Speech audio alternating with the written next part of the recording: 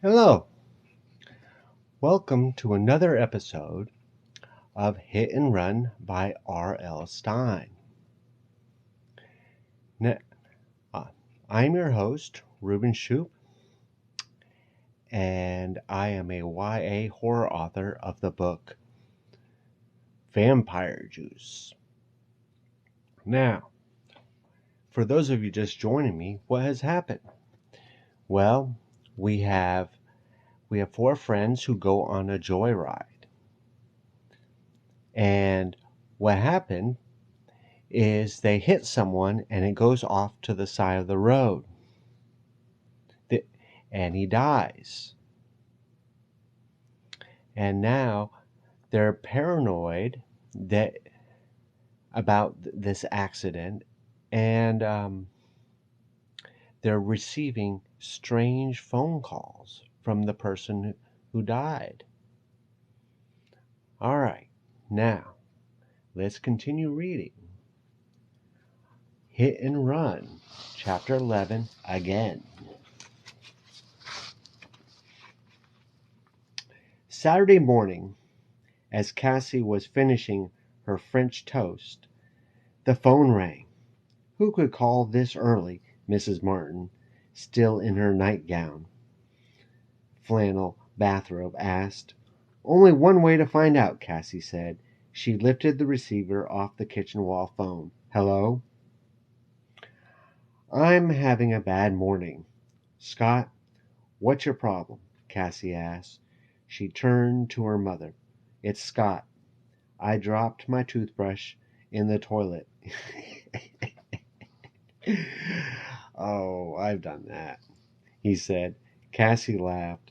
Not so loud, her mother pleaded, covering her ears. Mrs. Martin couldn't stand loud noises in the morning. You what? Cassie exclaimed. You heard me, Scott replied grumpily. I dropped my toothbrush in the toilet. Oh my God. How? It wasn't easy, he muttered. Cassie laughed again. Did you really call this early just to tell me what an incredible klutz you are? I'm sick, too, I think, Scott said, his voice hoarse and scratchy. You're definitely a sicko, Cassie joked. No, really, I think I have the flu or something, he insisted. I may not be able to meet you guys tonight. Boo-hoo, Cassie pretended to sob. You could at least be sympathetic, he snapped. I mean, I'm sick, and I dropped my toothbrush in the toilet. Did you fish it out? She asked.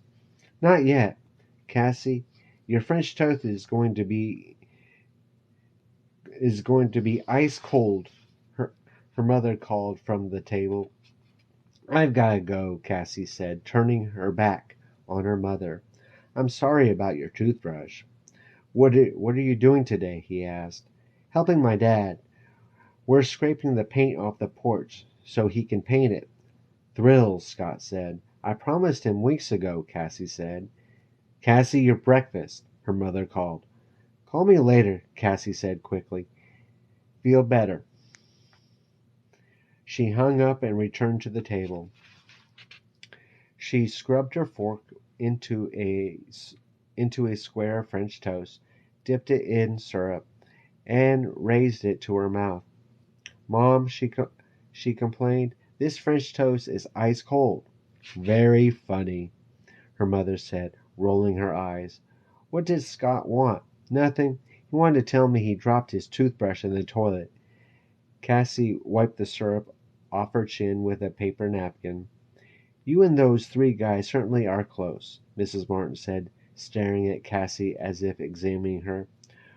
What's that supposed to mean? Cassie asked edgily. Nothing. Nothing, her mother replied quickly, raising both hands as if to hold Cassie back. I just mean it's unusual for a girl your age to be so close with three boys. I don't think it's so unusual, Cassie said, pronouncing each syllable of unusual as if it were a foreign word. They're nice guys. I didn't say they weren't, Mrs. Martin said defensively. Let's just drop this subject, okay? I wasn't trying to get you upset." "I'm not upset," Cassie told her. She shoved the plate away. She couldn't eat another bite.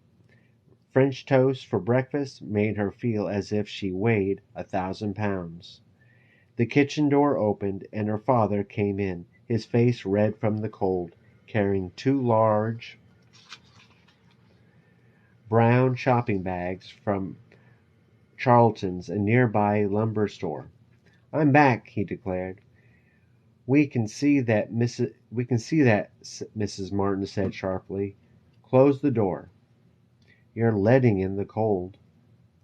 "I rented an electric sander, and I got a ton of sandpaper and a new plane," he announced. "Does this mean you're serious about working on the porch?" Cassie asked, grinning. She knew it was a foolish question. She and her father worked all morning and most of the afternoon. "I'll never get the paint dust out of my hair," Cassie complained. "Just after lunch." "It looks good," her father joked, wiping the perspiration off his forehead with the sleeve of his sweatshirt. "Gives you some sparkle." "I hate sparkle," Cassie replied, as she worked sanding the corners the electric sander couldn't reach. She thought about Eddie. The poor guy was just about having a nervous breakdown.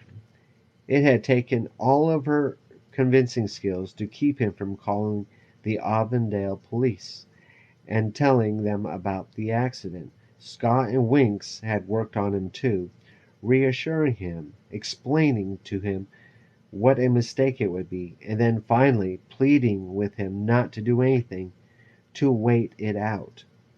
On Thursday night, Eddie and Winks had received another phone call, supposedly from the corpse. The call was the same as the first, the dirty, airy whisper of voice over the cackling phone line. The same words, "You can't run away." So far, Scott was the only one who hadn't received the call, or a visit. The red and blue Cubs cap flashed into Cassie's mind. It was so creepy, holding it in her hand, running the fingers over the brim, stretching the elastic, knowing that it had been worn by a dead man. A man they had killed. Who left the cap on Eddie's floor? Who was making the calls? Her suspicions had immediately fallen on Winks, but this was too ghostly cruel and sick even for him, and she saw Winks was just as frightened as the rest of them, even though he kept insisting that the accident was old news and that he didn't care about some joker making stupid prank phone calls. Some joker? Which joker? Was someone on the Hanson underpass that night? Had someone been standing on the old bridge when they hit Brant Tinkers? Had someone witnessed the whole thing? If so, it would have to have been someone who knew him, Cassie realized. Someone who recognized them, who knew where they lived, where to phone them. Ooh. But my question is, what was he doing in the middle of the road? And that was impossible. The Hanson underpass was miles out of town. There would be no reason for anyone they knew to be on the bridge that night. What a mystery. What a frightening, puzzling mystery. "What are you thinking about?" Her father's voice interrupted her thoughts. "Huh? You looked a million miles away." He smiled at her. His expression was apprehensive. It had taken Cassie a while to come out of her thoughts, to realize that the whir of the electric sander had stopped, to see that her father was staring at her expectantly. "Oh, nothing," she replied. "Just thinking about school, I guess." When's your spring break? He asked, turning his eyes to a spot on the ceiling he had missed. April, she told him. First week in April. I like to plan a vacation, he said, moving the aluminum ladder. For all three of us. Oh, where do you like to go? Some place far, far away, Cassie replied, without thinking. She phoned Scott after dinner. He had the flu. He couldn't go out. Cassie replaced the receiver, feeling disappointed. She knew she felt something more than friendship for Scott. She could tell he felt the same way. Yeah, do you remember the kiss? Yeah. In some strange way, the horrible accident and all that followed had brought them even closer together, Cassie thought. Wishful thinking. She was pondering this when the phone rang in her hand, startling her. The heavy feeling of dread weighed in again. She felt it now every time the phone rang. It should it could be the dry, dead voice on the other end. Hello? Hi, Cassie. It's me, Eddie. Are we meeting at the Templex? Cassie asked. Did you check to see what's playing? I I'm not coming, Eddie said hesitantly. Huh? I feel kind of bummed out. He said, I'm just going to stay home and veg out. Watch the tube. Okay, Eddie. Cassie couldn't conceal her disappointment. After working all day, she really felt like going out. You know, Scott's sick, flu. My mom's getting it too, Eddie said. Maybe that's why I feel so bummed out. Maybe I'm coming down with it too. Hope not, Cassie said. Talk to you tomorrow. She hung up and groaned loudly. First Scott, then Eddie. I don't want to go out just with Winks, she thought. She liked Winks, but she mainly liked him when the others were around. She decided to call him and tell him that no one felt like getting together, that she was going to stay home with her parents. When she called, Mrs. Winkleman answered the phone. Is that you, Cassie? She asked. Winks just left. I thought I heard him say he was heading over to your house. Oh, I see. I thought I'd catch him, Cassie replied. She thanked Mrs. Winkleman and hung up, trying to decide what to do. What the heck, she thought. I'll go to the Templex with Winks. I gotta get out of the house. Winks lived 3 blocks away. She decided to start walking and meet him halfway. Pulling her down jacket out from the closet, she yelled, I'm going out. See you later, to her parents and headed out the door. It was a clear, cold night. Cassie glanced up at the full white moon zipping her jacket as she jogged down the drive. She turned left.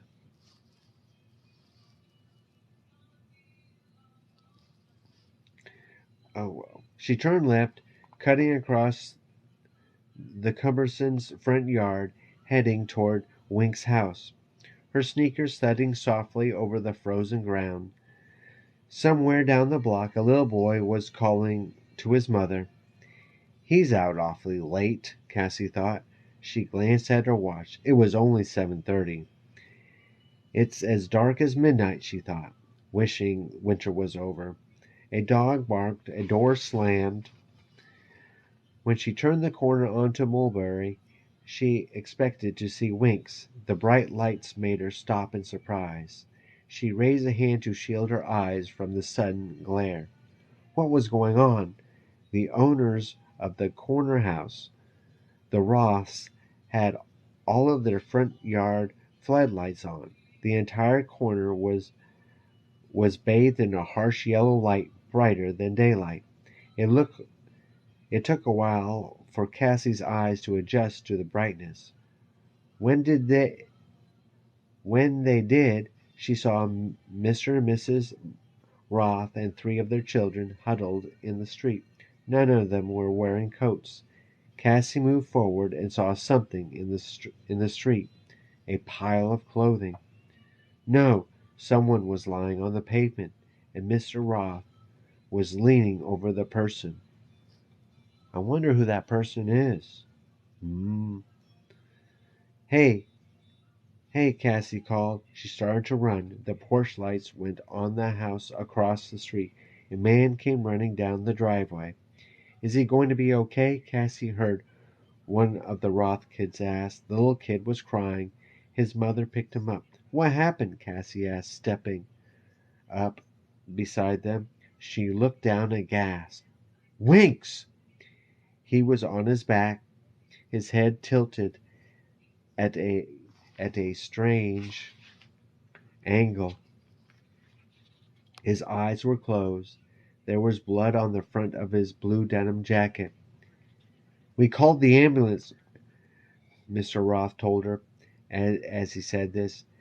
They could hear the sirens approaching from the distance. But what happened? Cassie screamed, staring down at her unconscious friends. I was at the window, Mrs. Roth said. He was walking at the curb. A car hit him and then sped off. A hit and run, her husband said quietly. A hit and run. What the irony of this? Okay, let's try another chapter. Why not? Just for fun. All right, chapter 12. Hope y'all are liking this so far. I love R.L. Stine. He is exciting. The hospital walls were pea soup green. I can see that.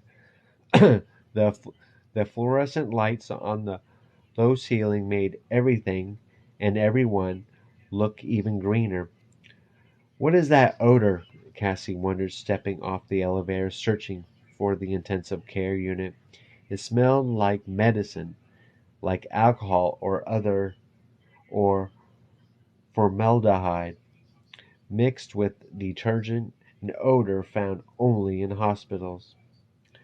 White uniformed nurses passed by without looking at her. Two, two doctors in green lab coats were talking softly against the wall.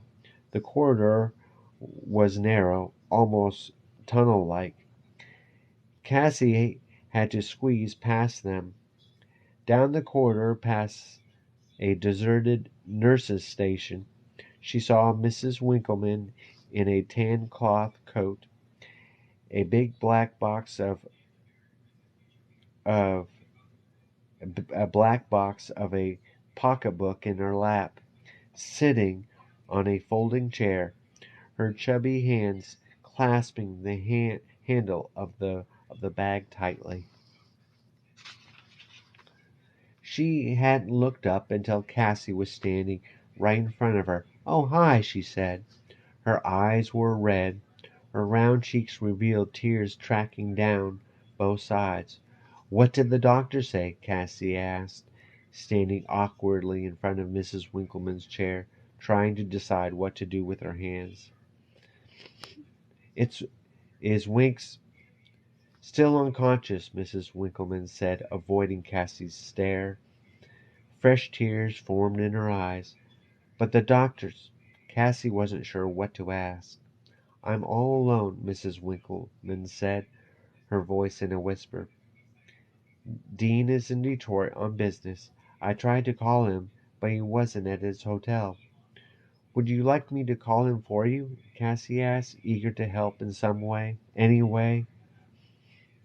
Mrs. Winkleman shook her head. She wiped a tear from one eye with a finger. "I'm sure Winks will be okay," Cassie said, realizing it sounded phony. "He has some broken ribs, a broken arm, some internal injuries," Mrs. Winkleman said. Her hands were pale white against the black pocketbook. A cart went by, filled with small brown bottles, pushed by a white smocked man with a grizzly white beard. He dipped his head in a nod as he passed by. Mrs. Ross saw the car that hit him, Wink's mother said, her voice trembling. She sighed and wiped away another tear. But she didn't know what kind of car it was, did she? She said it hit him and just kept going, Mrs. Winkleman said, shaking her head. How awful, Cassie muttered, crossing her arms protectively over her chest. It seemed about 100 degrees in the hallway, but she still felt chilled. I don't believe it. I just can't believe it, Mrs. Winkleman said, sobbing. Where is Winks? Cassie asked. Mrs. Winkleman pointed to the door, and as she pointed it swung open, and a serious-faced young doctor with slick black brown hair, wearing a green surgical gown, stepped out. Mrs. Winkleman, he spoke in a soft but deep voice. Mrs. Winkleman jumped to her feet. Is Bruce? The internal injuries don't look serious, the doctor said, glancing at Cassie as he spoke. We're encouraged. We're not certain we've stopped all the bleeding, though. Mrs. Winkleman gasped. But we're keeping a close eye on him. We'll be monitoring him for the next couple of days. Is he awake? Can I see him? His mother asked eagerly. Not yet, the doctor said somberly. He hasn't regained consciousness yet. It has us a little concerned. We did a brain scan. No sign of any problem there. It'll just take a little time. We're watching him. All of his vital signs are good. Cassie stared at the doctor, trying to determine if he was telling the whole truth or if he was making Wink's condition sound better than it was. She decided the doctor had no reason not to be honest with Winks's mom. There's a waiting room just around the corner, the doctor told them, pointing. You might be more comfortable there. No, I'll stay here, Mrs. Winkleman insisted, if it's okay. Yes, it's okay, the doctor said, nodding to another green gowned doctor who hurried past. We'll let you know if there's any change in Bruce's condition. He disappeared through the door to the intensive care unit. Mrs. Winkleman dropped back into the folding chair with a loud groan. I can't believe it. I just can't believe it, she said, more to herself than to Cassie. Saturday night, and look where I am. He sounded pretty encouraging, Cassie said. He said. She stopped, recognizing the two figures hurrying through the narrow green corridor toward them. Eddie! Scott!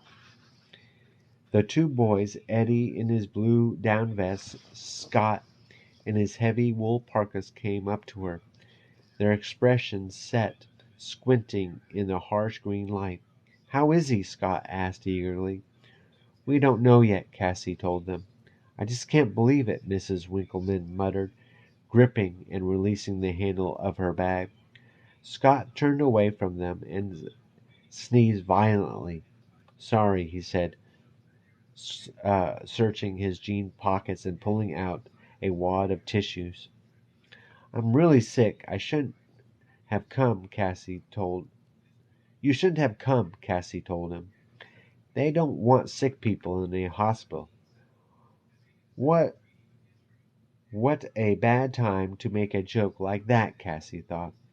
What's wrong with me, anyway? She was glad Scott had come, she realized. She was glad both boys had come. It helped her feel a little less alone, a little more like things were normal.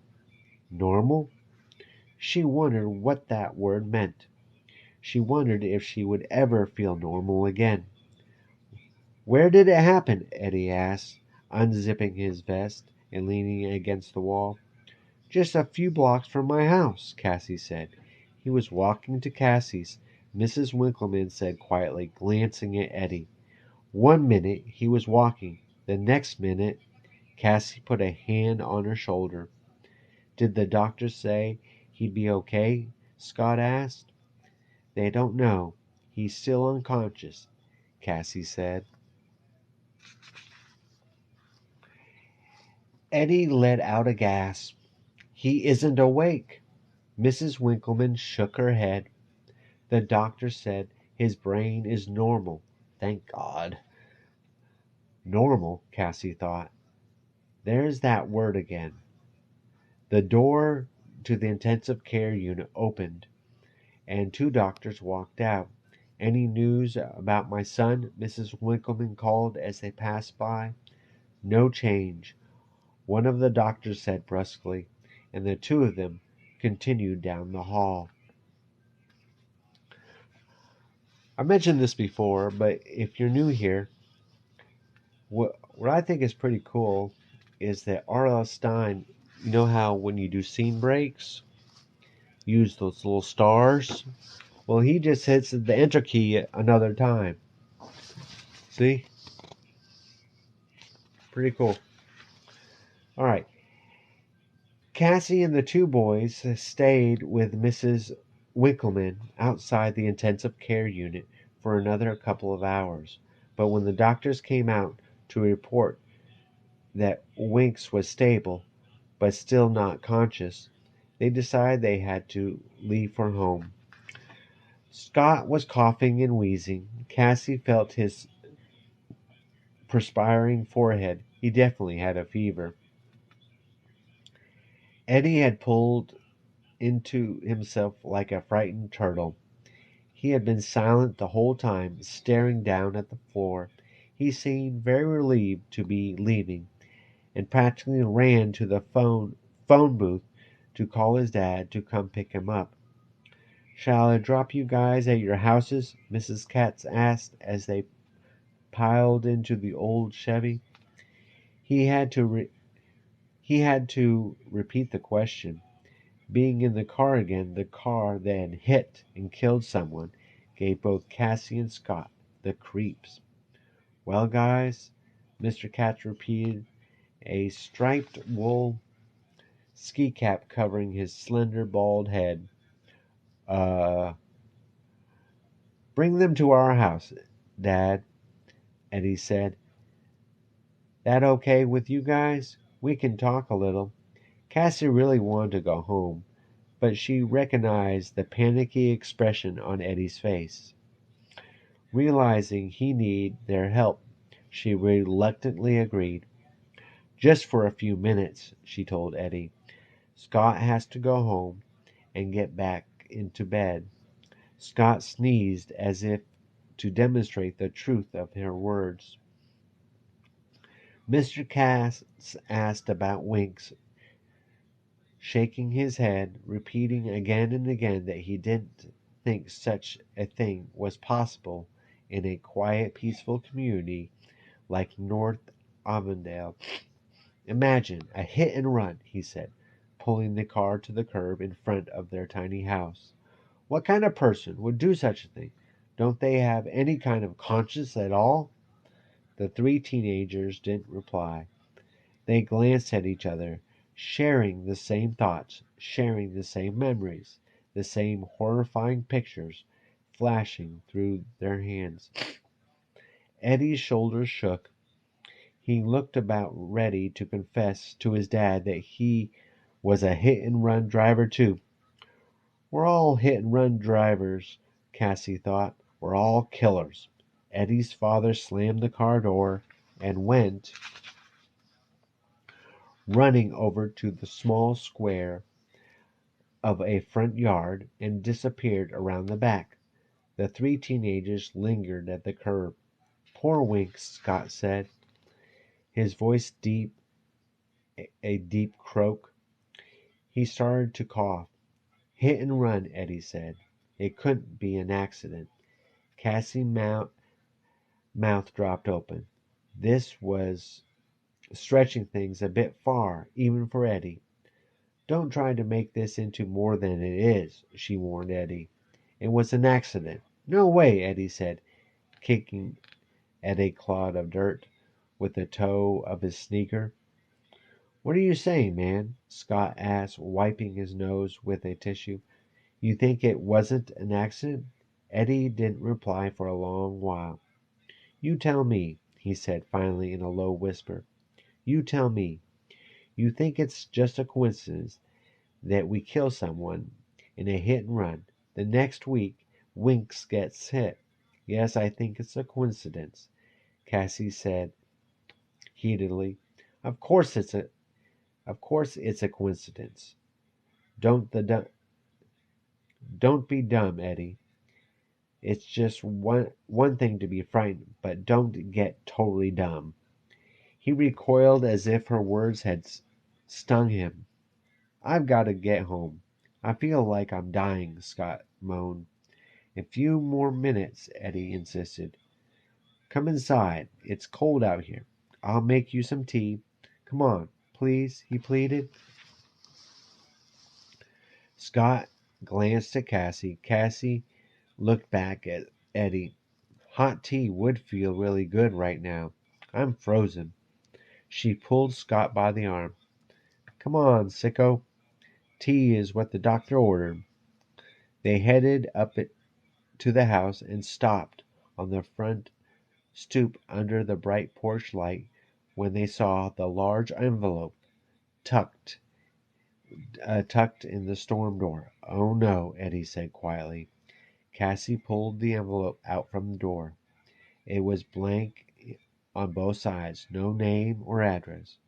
What makes you think this is something terrible? She asked Eddie. This is where I found the Cub's cap, he said, swallowed hard. That doesn't mean anything. Just open it up, will you?